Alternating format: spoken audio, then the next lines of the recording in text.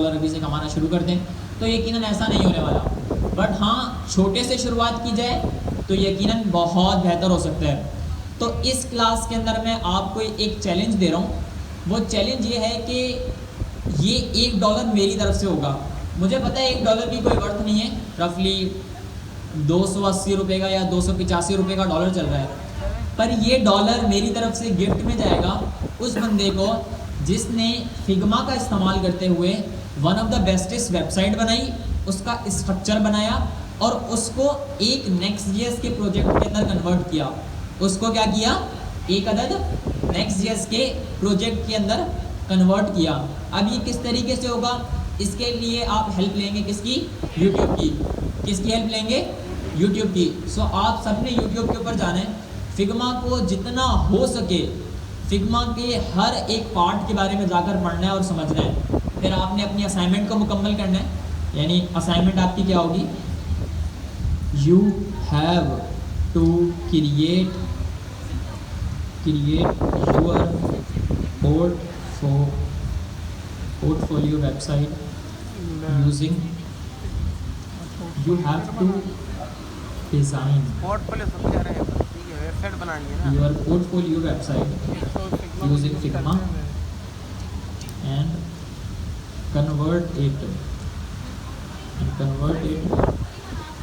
into a Next.js project।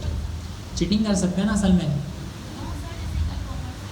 देखिए e-commerce भी बना सकते हैं यकीनन, बट मेरी पहली रिकमेंडेशन ये होगी, बल्कि ये मेरी नहीं है, सर ज़िया हमें क्लास में कहते थे कि कोशिश करो सबसे पहले आपकी अपनी ज़ाती वेबसाइट इंटरनेट के ऊपर मौजूद होनी चाहिए। लाइक आप फॉर एग्जांपल कभी ना कुछ तो करोगे ना। अभी तक आपने नोड के CLI वाले प्रोजेक्ट तो बनाए ना, आप उसको भी अपनी वेबसाइट के अंदर पुट कर सकते हो। तो कहने का मकसद ये है कि सिंपल एज दैट आपने अपनी एक अदद पोर्टफोलियो वेबसाइट को डिज़ाइन करना है with the help of Figma, और फिर आपने उसको कन्वर्ट करना है एक अदद Next.js के प्रोजेक्ट के अंदर, ठीक है। और यकीनन Next.js के प्रोजेक्ट के अंदर वो टेलविंड CSS होगी, साथ साथ Shadcn UI का भी आप इस्तेमाल कर सकते हैं, मतलब ये ऑप्शनल है, ठीक है। Shadcn UI ऑप्शनल है, बट टाइपस्क्रिप्ट और Next.js और टेलविंड CSS हमारे पास ऑप्शनल नहीं है। आपने इनका इस्तेमाल करते हुए एक अदद वेबसाइट बनानी है, और जो भी इसको बना देगा उसको क्या मिलेगा मेरी तरफ से? क्या मिलेगा? अच्छा, अब यहाँ पर आप लोग सोच रहे हैं कि भाई यहाँ पे फेवरेटिज्म भी हो सकता है। देखो भाई, फेवरेटिज्म तो यहाँ पर बिल्कुल भी होने वाला, क्योंकि मैंने अभी तक किसी के साथ भी फेवरेटिज्म किया ही नहीं है। आइदर कोई भी हो, कितनी भी स्किल्स हो, बट आप सब लोग इक्वल्स हैं, मतलब सब इक्वल ही है ना, जाहिर सी बात है। मिसाल के तौर पर उस कोने में कोई बंदा बैठा हुआ हो, उस कोने में कोई बैठा हुआ हो जिसकी स्किल्स आप सबसे ज़्यादा हो, बट वो शर्मीला हो या शर्मीली हो, स्टेज तक ना आ पाए और आकर बातचीत ना कर पाए, तो इसमें भला उनकी क्या गलती। बट कहने का मकसद मेरा ये है कि ये एक अदद चैलेंज है जो कि अच्छा $1 एक ही होगा। ये कहीं यहाँ पर आप 1500 बंदे मना कर ले आए और मेरे $1500 जा रहे हो, तो इसको यूनिक रखने के लिए हम एक ही $1 देंगे, और ये उस बंदे को मिलेगा जिसने सबसे बेहतरीन वेबसाइट बनाई फिग्मा के अंदर, और उसको क्या किया? कन्वर्ट किया किसके अंदर? Next.js के प्रोजेक्ट के अंदर, ठीक है।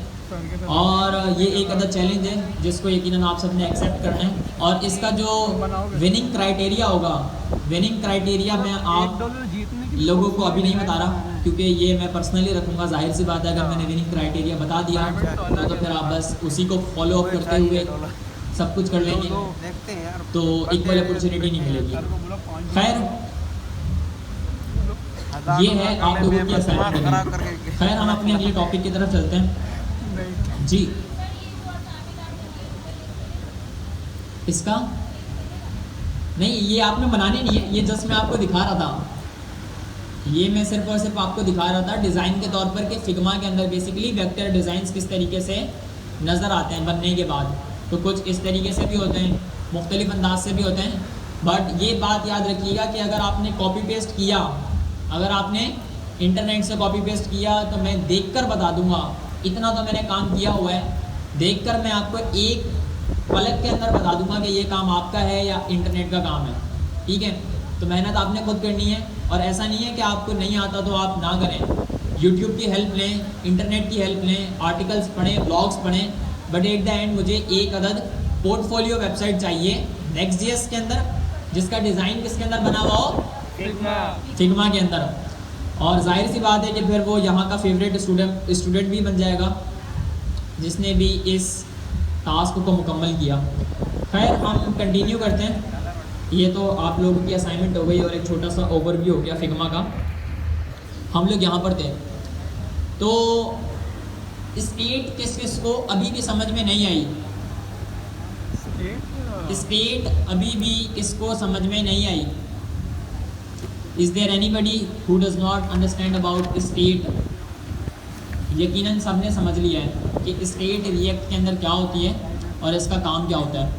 खैर हम कंटिन्यू करते हैं, और इसके बाद हमारे पास एक टॉपिक है जो कि है कंट्रोल। क्या लिखा हुआ है, कंट्रोल कंपोनेंट। ज़रा पढ़ लें, यहाँ देख लें, अपने लैपटॉप से नज़रें हटाकर इधर देख लें तो बेहतर होगा। क्या लिखा हुआ है, control component. Control component are form elements in React whose value are controlled by the state. This means the value of the input field is driven by the React state. आपने कभी कोई फॉर्म फिल आउट किया है? किया है ना। उस form की फिलिंग के दौरान आपने नोट किया होगा कि हमारे पास एक इनपुट बार आता है। हमारे पास क्या होता है, एक अदद इनपुट बार आता है। आपने कभी इमेजिन किया है कि यार जैसे ही मैं इस फॉर्म के अंदर वैल्यूज़ को फिल करता हूँ ये मुझे नज़र कैसे आ रही होती है? सोच यकीनन किसी न किसी को तो सोच आई होगी ना कि यार मिसाल के तौर पर मैं यहाँ पर जाता हूँ अपनी वेबसाइट के अंदर, अगर मुझे यहाँ पर कुछ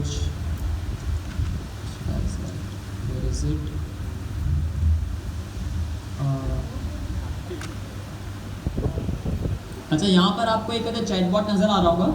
इस चैटबॉट के अंदर एक ऑप्शन आ रहा है लिखा हुआ put your name and email in order to access it. तो यहाँ पर ये जो ईमेल की फील्ड है इसके अंदर मैं जैसे ही नाम टाइप कर रहा हूँ और यहाँ पर अपनी ईमेल टाइप कर रहा हूँ, कुछ भी टाइप कर सकता हूँ मैं मिसाल के तौर पर gmail.com। तो कहने का मेरा मकसद ये है कि आपने नोट किया कि ये वैल्यू कितनी फास्ट तब्दील हो रही थी और कैसे तब्दील हो रही थी? नोट किया? नहीं किया ना। यानी विद इन फ्यू सेकेंड्स आपकी पलक झपकने से पहले ही ये वैल्यूज़ अपडेट हो रही हैं। ये बेसिकली कंट्रोल्ड कंपोनेंट्स का काम है, और ये बेसिकली किस तरीके से वर्क करते हैं इसको ज़रा सा हम समझ लेते हैं। सो इसको एक एग्जाम्पल के साथ समझें। Think of flying a kite. पतंग कौन कौन उड़ाता है? यार अब तो ना उड़ाओ जी, यकीनन आपके भाई भी उड़ाते होंगे।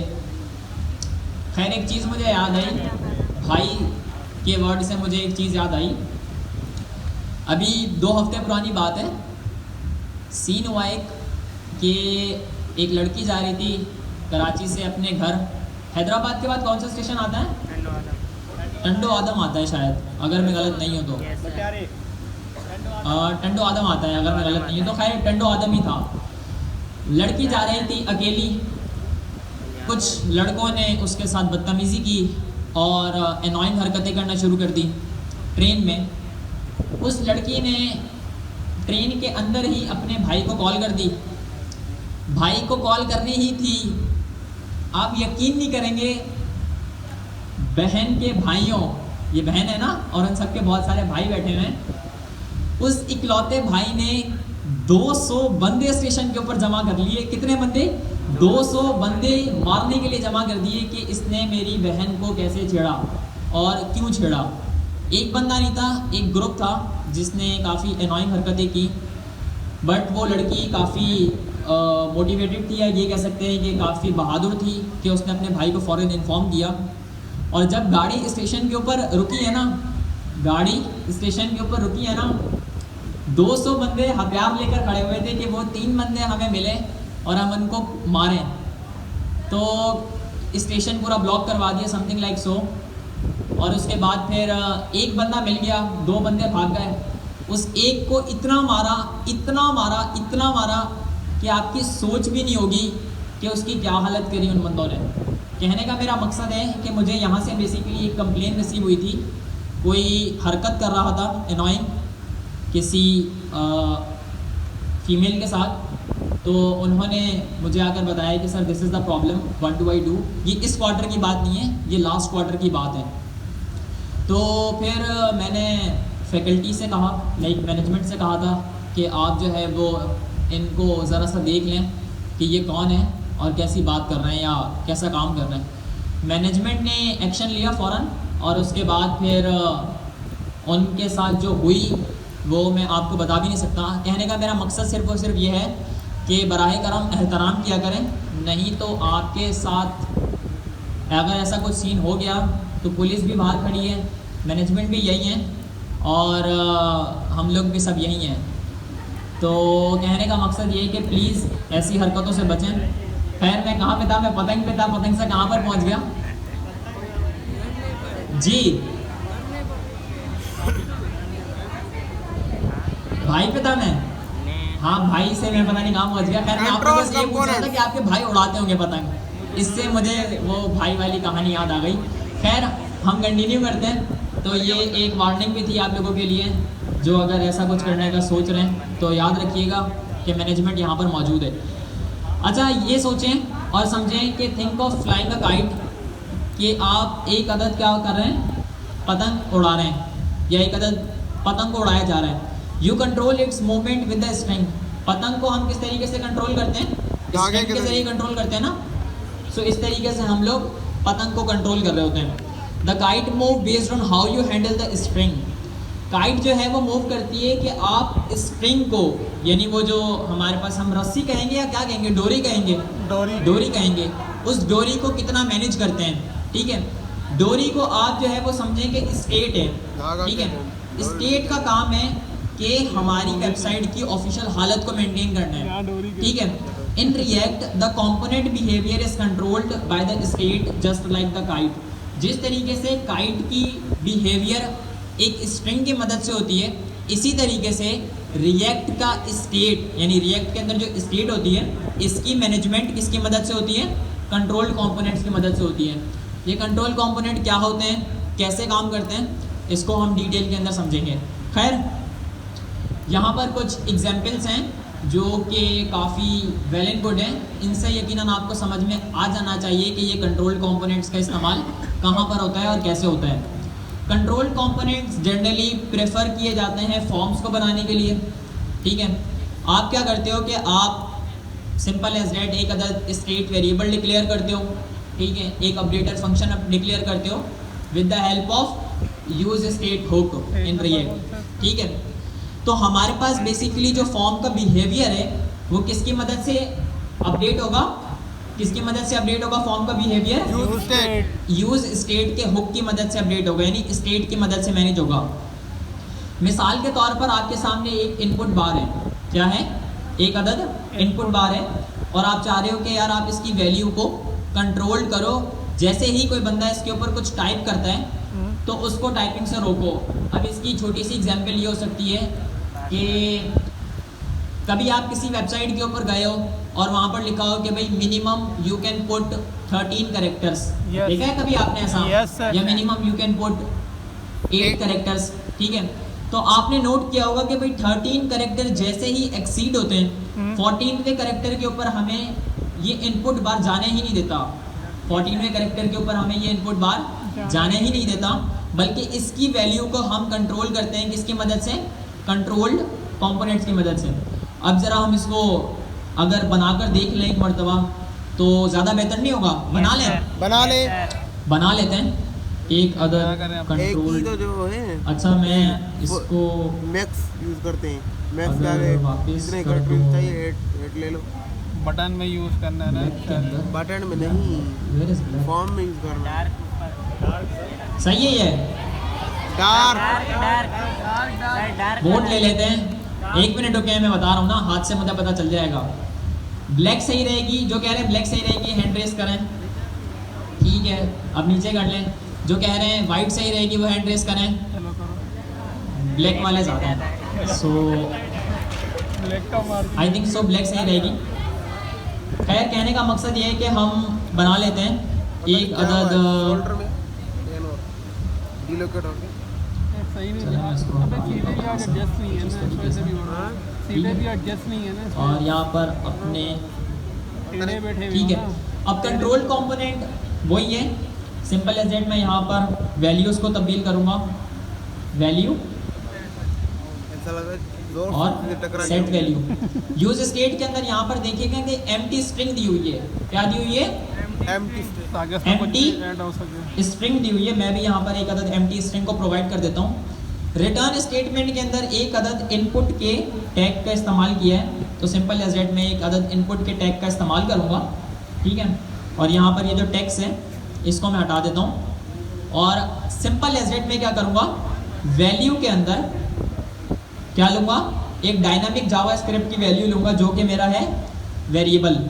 और इसके बाद फिर मैं एक अदद ऑन क्लिक हैंडलर का या सॉरी ऑन चेंज हैंडलर का इनपुट सेल्फ इस्तेमाल करूँगा हाँ। ताकि मैं क्या वो इस self closing है? फॉर्म हाँ, के self इनपुट closing है। की वैल्यू को कंट्रोल कर सकूँ, इस फॉर्म के इनपुट बार की वैल्यू को यहाँ पे आ जाए। कंट्रोल कर सकूँ। तो यहाँ पर सिंपल एज दैट क्या लिखा हुआ है, एक अदद ऑन चेंज सेल्फ का क्लोजिंग नहीं है भाई, क्या self बना हुआ closing है, नहीं है। इवेंट हैंडलर है।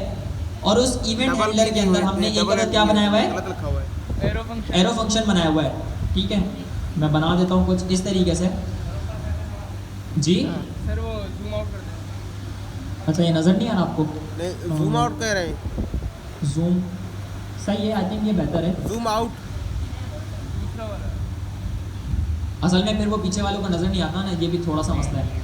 तो खैर यहाँ पर मैंने क्या करना है, मैंने इस इनपुट बार की वैल्यू को तब्दील करना है, तो मैं यहाँ लिखूँगा सेट वैल्यू, ठीक है।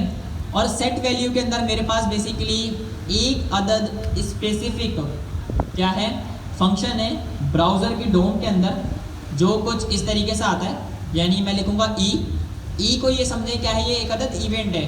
क्या है? ई स्टैंड फॉर, और यहाँ पर आगे क्या लिखा हुआ है, टारगेट।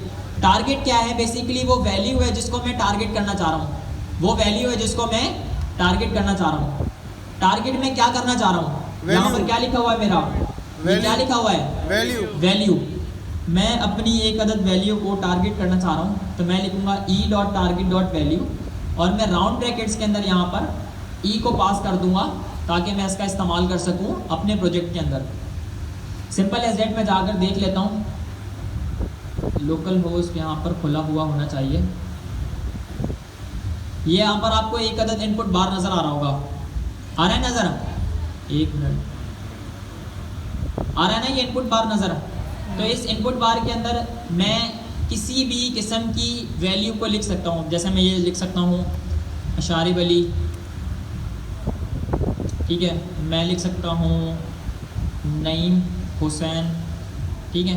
अब इस तरीके से मैं मल्टीपल वैल्यूज़ को लिख सकता हूँ। बट बिहाइंड द सीन मेरा कहने का मकसद सिर्फ और सिर्फ ये है कि कंट्रोल्ड कंपोनेंट ही होते हैं जो कि स्टेट को तब्दील करने में मदद देते हैं, ठीक है। जल्दी से आप लोगों के पास 2 मिनट का टाइम है, 2 मिनट के अंदर जल्दी जल्दी ये कंपोनेंट अपने पास बना लें, और ये जिस तरीके से मैंने कोड किया हुआ है अपने पास कर लें। फिर उसको ज़रा मैं डिटेल में समझाता हूँ कि इससे क्या मुराद है। एरर क्यों दे रहे हैं? अरे क्यों दे रहा है, बताओ मेरा बचा। From element must have a label.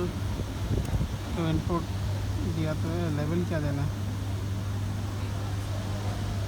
नीचे इनपुट के अंदर लिखना है ना, ये सारा कुछ इनपुट के अंदर लिखना पिक्चर ना लें भाई, कोड कर लें, कोड।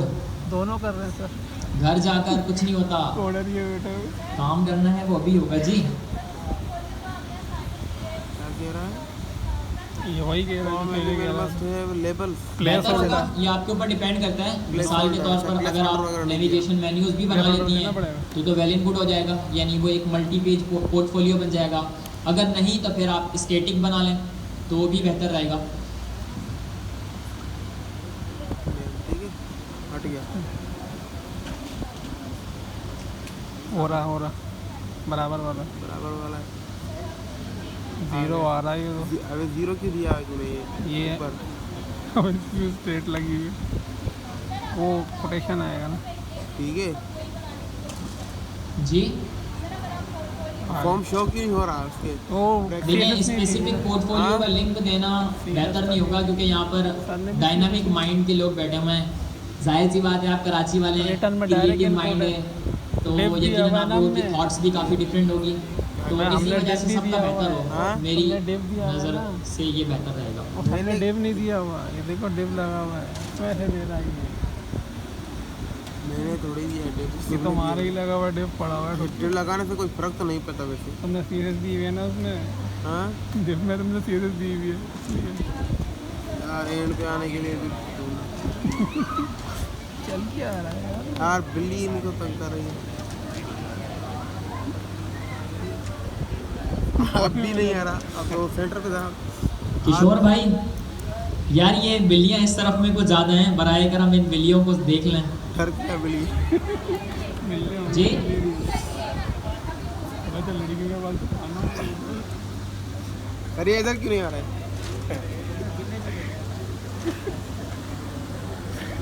ले जवाब भी आ गई, इधर बिल्ले बैठे बैठे नहीं आ रहे। अब आती बढ़ जाएगी यहाँ पे आने में। वहाँ पे बहुत सारी बिल्लियाँ हैं, एक एक घर में 4-5 होती हैं। बेटा वो भी नहीं आ रहे, बोल छोड़ो इतनी में हो ही रहे थे। ये यूज़ यहाँ- प्लान कर लिया। हमारे यहाँ क्यों नहीं आ रही? इन्हें कौन सी मौत आ रही है? पहले भी तो यूज़ प्लान था, हाँ, यूज़ प्लान अभी लिखा है। नहीं लिखा हुआ है पहले से। अब यूज प्लान नहीं लिख रहा था उसने, फाल्ट कर रहा था।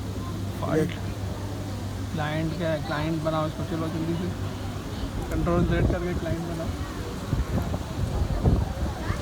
ठीक है, आ गया नेम और आ गया। अब आ गया। नहीं अब सर को बोलो CSS कहाँ से लाए। नहीं भाई, ये देखो पता है, क्लिक करने पे आ रहा है। अरे ये गलत है यार। तुमने मेरे को भी यार दिमाग खराब है यार। देखिए चलें, यकीनन आपने कोड कर लिया ये होगा। देखो मैक्स, ठीक है। नहीं किया? चलें, ये 2 मिनट में आपको मजीद दे देता हूँ। कमांड क्या जल्दी जल्दी कमांड कोड फिर हम क्या कंटिन्यू देना है? करते हैं। इंटरेस्टिंग टॉपिक आ रहे हैं 8 आगे। करेक्ट, ठीक है। ये 8 से ज़्यादा जी। कैरेक्टर नहीं लिखते। नहीं लिख सकते। हेलमेट CSS इतनी तो सर ने इतने कवर अप करवाई है। 6 7 8 9। अरे आ गया भाई। तुम्हारी कमांड ने काम नहीं किया। टारगेटेड वैल्यू गलत होगी ना फिर। करेक्टर 8 देखते हैं। अब आ गया, अभी भी आ रहे हैं। तुम्हारा बेटा मीम बन जाएगा इस तरह बना मीम डाल दो। अबे मैक्स, मेरे ख्याल में मैक्स ही था। गलत दूसरा होगा शायद, देख लो। टारगेट तो नहीं है कहीं, टारगेट लगा के देख लो 8 का, क्या 8 से ऊपर टारगेट गया ही नहीं। हाँ? क्या टारगेट 8 से ऊपर अलाउ ना करें ना। करेक्टर मैक्स था शायद। नहीं है करेक्टर मैक्स करेक्टर मैक्स ऐसा कुछ है, ही नहीं कह रहा है। हाँ ये तुम नया लेकर आए हो BS कोड के लिए। यार ये फुल बॉक्स में कैसे होगा? ये जो स्टाइल में तो मतलब वो वाला ऑप्शन जो इनपुट ले रहे हाँ पैडिंग रेडी इधर इधर डालें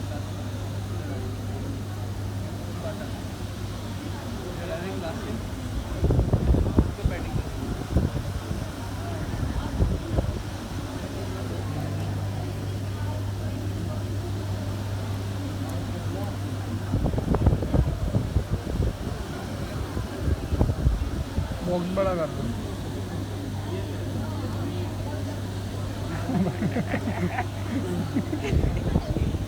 ये बाहर निकल के आएगा। या उस दूसरा वाला बॉक्स छोटा कर दो ना, पैडिंग उसकी कम कर दो। अशार अल्लाह सन्नी सन्नी तो कौन वो बताएगा? तो दूसरा वाला सही था ना पीछे।